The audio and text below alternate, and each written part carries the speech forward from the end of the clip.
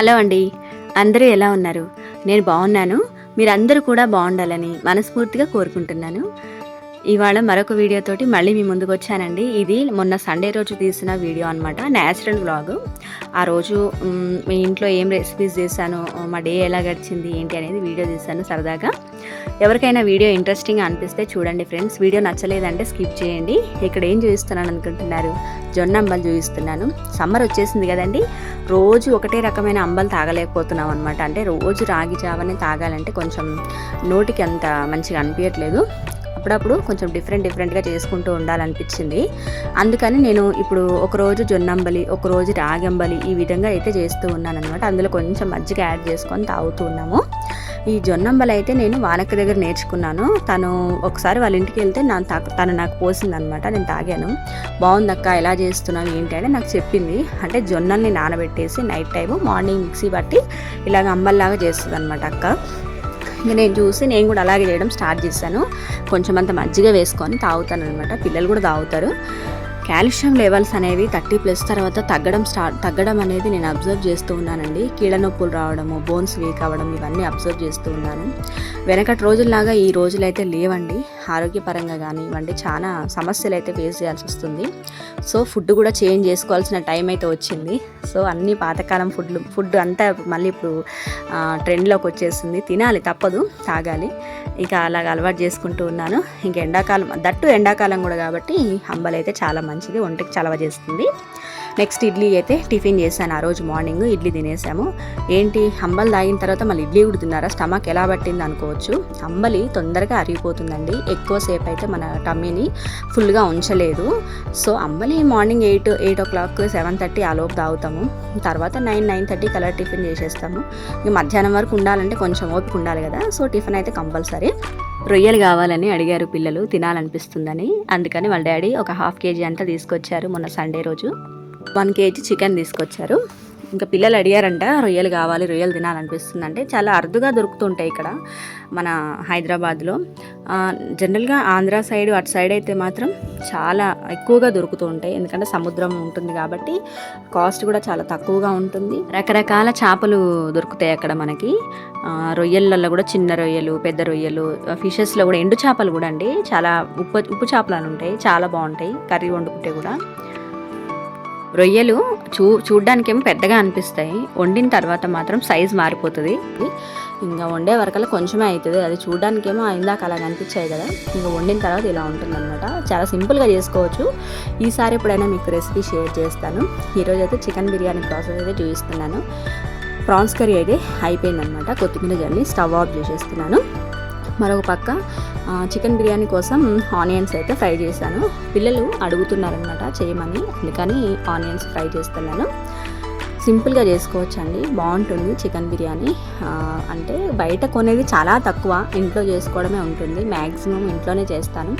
Basmati rice కూడా ఎక్కువ use చేయనండి. చాలామంది బాస్మతి రైస్తో చేస్తారు. నేను ఎప్పుడైనా మనం నార్మల్ ఇంట్లో వండుకునే సోనా మసూరి రైస్ ఉంటుంది కదా, ఆ రైస్తోనే చేస్తాను. టేస్ట్ కూడా బాగా అనిపిస్తుంది నాకు.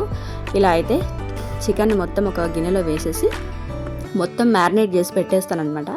ఏం లేదండి, ఆ చికెన్లో ఉప్పు, కారము, అల్లం వెల్లుల్లి పేస్ట్, పసుపు, గరం మసాలా పౌడరు, లవంగాలు, ఇలాచి అండ్ దాల్చిన చెక్క, సాజీరా ఇవన్నీ వేసుకోవాలన్నమాట. మనం బగారా ఎలా చేస్తాం సేమ్ అలాగే.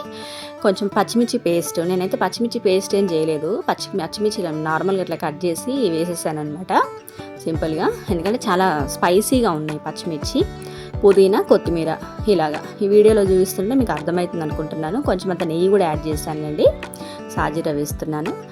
ఇలాగ ఇవన్నీ వేసేసి కలిపి పక్కకు పెట్టి నానబెట్టాలన్నమాట. అంటే చికెన్ మ్యారినేట్ చేసి పెట్టుకోవాలి. చూపిస్తున్న విధంగా పెరుగు కూడా యాడ్ చేయాలన్నమాట. ఇప్పుడు 1 kgకి నేను ఒక 1/2 లీటర్ పెరుగు ప్యాకెట్ తీసుకొచ్చాను. దాంట్లో కొంచెం అంత వేసానులేండి. ఇంక ఈ విధంగా అయితే మొత్తము కలిపేసుకోవాలి. అందులో ఆయిల్ కూడా వేసుకోవాలి. మనం ఆనియన్స్ ఫ్రై చేసాం కదా ఫస్ట్, ఆ ఫ్రై చేయంగా మిగిలిన ఆయిల్ ఉంటుంది కదా, ఆ ఆయిల్ ఇందులోకి సరిపోతుంది కొంచెం అంతా. ఇందులో కొంచెం నెయ్యి యాడ్ చేస్తున్నాను, కొంచెం కమ్మగా ఉంటుంది కాబట్టి. ఇలాగ నెయ్యి, ఉప్పు, కారం, మసాలా, ఆయిల్, పెరుగు ఇవన్నీ వేసేసి కలిపి మ్యారినేట్ చేసి పక్కకు పెట్టుకోవాలన్నమాట. అన్ని ఐటమ్స్ టైంకి ఉన్నాయనుకోండి, చికెన్ బిర్యానీ చేయడం చాలా ఈజీ అవుతుందన్నమాట. దీనికి అన్నీ కరెక్ట్గా ఉండాలి. పుదీనా, కొత్తిమీర ఇలాగా సాజీరా మెయిన్ ఫస్ట్ సాజీరా చాలా ఇంపార్టెంట్ అనమాట. స్మెల్ బాగా వస్తుంది అది వేయడం వల్ల. ఇంకా చాలామంది రకరకాలుగా చేస్తూ ఉంటారు, నేనైతే ఎప్పుడు ఇలాగే చేస్తానండి. ఇది ఇలా అయితే ఉందన్నమాట. మొత్తం కలిపేస్తూ ఉన్నాను, వీడియోలో చూపిస్తున్న విధంగా కలిపేసి ఇప్పుడు ఇందాక నేను ఆనియన్స్ ఫ్రై చేశాను కదా, ఆ ఫ్రైడ్ ఆనియన్స్ అన్నీ కూడా ఇప్పుడు నేను కలిపి పెట్టిన మిశ్రమం మీద మొత్తం స్ప్రెడ్ చేస్తానన్నమాట. చూపిస్తాను చూడండి. సండే వచ్చిందంటే జనరల్గా పనులు ఎక్కువ అవుతూ ఉంటాయి. ఇంట్లో వంట పని కానివ్వండి, పిల్లలను చూసుకోవడము, ఇంకా చాలా పనులు ఒకదాని తర్వాత ఒకటి ఉంటూనే ఉంటాయి. సండే ఫుల్ బిజీగా అనిపిస్తుంది. బయటికి ఎక్కడికైనా వెళ్ళాలి అన్న థాట్ కూడా రాదనమాట. ఇంట్లోనే మనకి డే మొత్తం స్పెండ్ అయిపోతూ ఉంటుంది. ఇంకా నెక్స్ట్ ఒక పొయ్యి మీద ఇంకా ఎసరు పెట్టేశాను బియ్యం అన్నం వండడానికి. 1 kg చికెన్కి 1 kg బియ్యం అయితే తీసుకున్నాను. చికెన్ అయితే మ్యారినేట్ చేసేసి పక్కకు పెట్టేసాను. మ్యారినేట్ చేస్తున్నాను. ఇంక మరో పక్క నిమ్మరసం అయితే ఇలా తీసి పెట్టుకుంటున్నాను. ఈ బిర్యానీలోకి మనం నిమ్మరసం యాడ్ చేస్తామన్నమాట. ఇంకా అన్నం రెడీ అయిపోయింది. అన్నం అంటే ఎలా అంటే గంజొంపుకోవాలి. మనము ఎసర్లో రైస్ వేసిన తర్వాత బియ్యం ముప్పావు భాగం అంతా ఉడికిన తర్వాత గంజొంపుకొని అన్నము కొంచెం పలుకుగానే ఉండాలన్నమాట. మరీ మెత్తగా ఉడకొద్దు, కొంచెం లైట్గా ఉడికిన తర్వాత గంజొంపి ఆ రైస్ అంతా కూడా ఇప్పుడు నేను చూపిస్తున్న విధంగా మనం ఇందాక కలిపి పెట్టుకున్న గిన్నెలో చికెన్ మీద వేసేసుకోవాలి. తర్వాత హోల్స్ పెట్టేసుకోవాలి మీద నుంచి. ఈ విధంగా 1 గంట తీసుకొని ఆ హోల్స్లో మనము ఇందాక తీసి పెట్టుకున్న నిమ్మరసము, కొంచెం ఆయిల్ కొంచెమే వేసుకోవాలి. ఆ హోల్స్ అన్నిట్లలో వేసేసి మళ్ళీ ఆ హోల్స్ అంతా కవర్ చేయాలన్నమాట. కవర్ చేసేసి మూత పెట్టేసి స్టవ్ మీద పెట్టేసి దాని మీద ఏదైనా రాయి కానివ్వండి, ఏదైనా బరువైనది పెంక కానివ్వండి, ఏదో ఒకటి పెట్టి మంటని సిమ్లో పెట్టి ఒక 40 minutes గిన్నెని తిప్పుకుంటూ మగ్గించుకోవాలన్నమాట. అలా చేస్తే అంటే 4 సైడ్లు ఒక్కొక్క సైడ్ 10 minutes అట్లా తిప్పుకుంటూ మగ్గించుకుంటే రైస్ అనేది లోపల చికెన్ కానివ్వండి, రైస్ కానివ్వండి ఎక్కువ మాడకుండా కరెక్ట్గా ఉడుకుతుంది. అంటే నాకు తెలిసిన స్టైల్లో నేను చెప్తున్నాను. చాలామంది రకరకాలుగా చేస్తూ ఉంటారు, రకరకాల స్టైల్స్ ఉంటాయి. కానీ నేను ఇప్పుడు ఇలాగే చేస్తాను. టేస్ట్ కూడా నాకు నచ్చుతుందిలేండి. అందరూ బాగానే తింటారు ఇంట్లో. ఇంకా బయట కొనడం తక్కువ, ఏదైనా సరే ఇంట్లోనే చేయడానికి ట్రై చేస్తూ ఉంటాను. ఇలా అయితే పెంక పెట్టేస్తున్నాను. ఇంకా 40 minutes తర్వాత దించుకొని చూపిస్తాను ఎలా ఉంది ఏంటి అనేది. ఒక సిస్టర్ కామెంట్ చేస్తూ ఉన్నారండి, చాలాసార్లు కామెంట్ చేశారు, అక్క 14 years పాపకి లాంగ్ ఫ్రాక్ కటింగ్ చూపించమని. చేస్తానమ్మా, నేను నీకు రిప్లై కూడా ఇచ్చాను నేను. కాకపోతే నాకు నెక్ పెయిన్ వల్ల ఏమవుతుందంటే స్టిచ్చింగ్ వీడియోలు ఎక్కువగా పోస్ట్ చేయలేకపోతున్నాను. కానీ తప్పకుండా మాత్రం వీడియో కంపల్సరీ పెడతాను.